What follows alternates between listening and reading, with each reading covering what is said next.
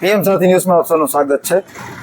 મિત્રો, આજે એક સામાજિક કાર્યકર્તાએ અહીંયા આક્ષેપ કરેલો છે કે આ જે રોડ છે એસબીઆઈ રોડ, કારણ કે જોઈએ તો આ નજીકના આપણે નવાગઢ ચોકડીથી નજીકમાં આવતો એક રોડ છે કે જ્યાં જેતપુર નવાગઢ નગરપાલિકા દ્વારા આ રોડ નવો બનાવવામાં આવ્યો હતો। આશરે કમસે કમ 3 મહિના પહેલાં બનાવવામાં આવેલો હતો આ રોડ, પણ એનો એવો આક્ષેપ છે કે આ રોડ ઉપર જ્યારે બનાવવામાં આવ્યો તે જે કોન્ટ્રાક્ટરે રોડ બનાવવામાં આવેલો હતો તેમાં નબળું મટીરિયલ વાપરવામાં આવેલું છે તેવા આક્ષેપ કર્યા છે। અને અમે આ સ્થળની પણ મુલાકાત લીધી જ્યાં રોડ બનેલો છે, અને એની અંદર પણ અમે જોયું છે કે જો 3 મહિનાની અંદર આવી રીતના તિરાડો પડી જતી હોય તો એનો આક્ષેપ એક રીતે સાચો સાબિત થઈ રહ્યો છે। કારણ કે આની અંદર અમે રોડની સાથે તપાસ પણ કર્યા, એના વિઝ્યુઅલ પણ લીધા છે, અને જોઈએ તો એમાં તિરાડો ઘણી પણ 6 થી 7 જગ્યાએ તિરાડો પડી ગઈ છે।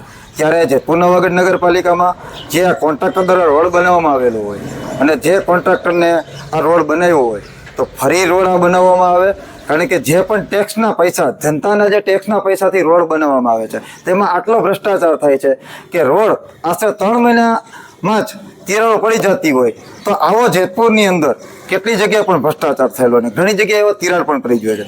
આ જેતપુર નવાગઢ નગરપાલિકાના ચીફ ઓફિસર અથવા ગમે ઇન્ચાર્જને આ કોન્ટ્રાક્ટરે જે રોડ બનાવ્યો હોય એની તટસ્થ તપાસ થવી જોઈએ અને કાયદેસર કાર્યવાહી આગળ વધારવી જોઈએ। મારું નામ પ્રશાંતભાઈ કરશનભાઈ બગડા, સામાજિક કાર્યકર। અને શું સમસ્યા છે અહીંયા? સમસ્યા એવી છે કે હમણાં તાજેતરમાં જેતપુર નગરપાલિકા હસ્તક જે રોડ બનાવવામાં આવ્યો છે, એસબીઆઈ શેરીવાળો રોડ કહેવામાં આવે છે, અને ભટ્ટ સાહેબનું દવાખાનું પણ છે। ભાઈ એની અંદર જે રોડ બનાવેલો છે એને 3 મહિના પૂરા પણ નથી થયા ત્યાં સમસ્યા ઊભી થઈ ગઈ છે, તિરાડો થઈ ગઈ છે, ભૂકંપ ગટરની આગળ મોટી તિરાડો પડી ગઈ છે, રોડ ઉખાડવાની ત્યારે થઈ ગઈ છે, અને નક્કી એવું છે કે આમાં ભ્રષ્ટાચાર જ થયો છે। અને બીજા નંબરમાં એવું છે કે અહીંયા એન્જિનિયર તપાસ નથી થઈ અને સેમ્પલ લેવામાં નથી આવ્યા, મારું માનવું છે એવું।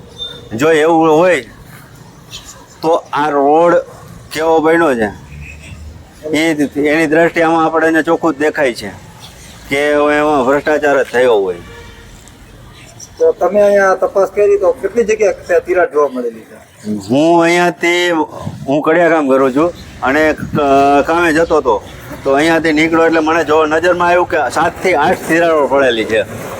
અને આ વોર્ડ નંબર કેટલામાં છે? આ વોર્ડ નંબર 1 માં આવે છે અને અહીંયા ભાજપની સત્તા છે।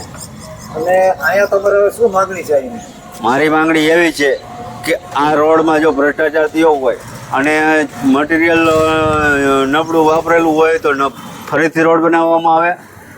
અને અહીંયા નગરપાલિકાની અંદર નિયમ પણ એવો છે કે જેને કોન્ટ્રાક્ટ આપ્યો હોય આપણે તો 3 વર્ષમાં કંઈ પણ ડેમેજ થાય તો એને રિપેરિંગ કરવામાં કોન્ટ્રાક્ટરને જવાબદારી આવે, બરાબર છે। અને 3 વર્ષની તો મુદત આપી છે।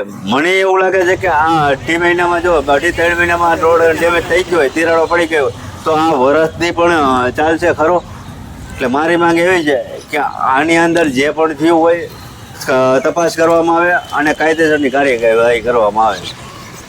આ જે રોડ બન્યો એ પ્રજાના ટેક્સના પૈસાથી બનાવેલો છે, બરાબર છે, અને આવી રીતે જો ભ્રષ્ટાચાર થતો હોય તો પ્રજાના પૈસા ક્યાં જાય છે એની તપાસ તટસ્થ થવી જોઈએ, મારું એવું કહેવા માંગણી છે। જે પણ અધિકારી હોય એની સામે કાયદેસરના પગલાં લેવામાં આવે અને કાયદેસરની કાર્યવાહી કરવામાં આવે અને તટસ્થ તપાસ કરવામાં આવે કે અહીંયા શું બન્યું છે, કેવો રોડ બન્યો છે અને કેવો રોડ બન્યો છે એની તપાસ થવી જોઈએ।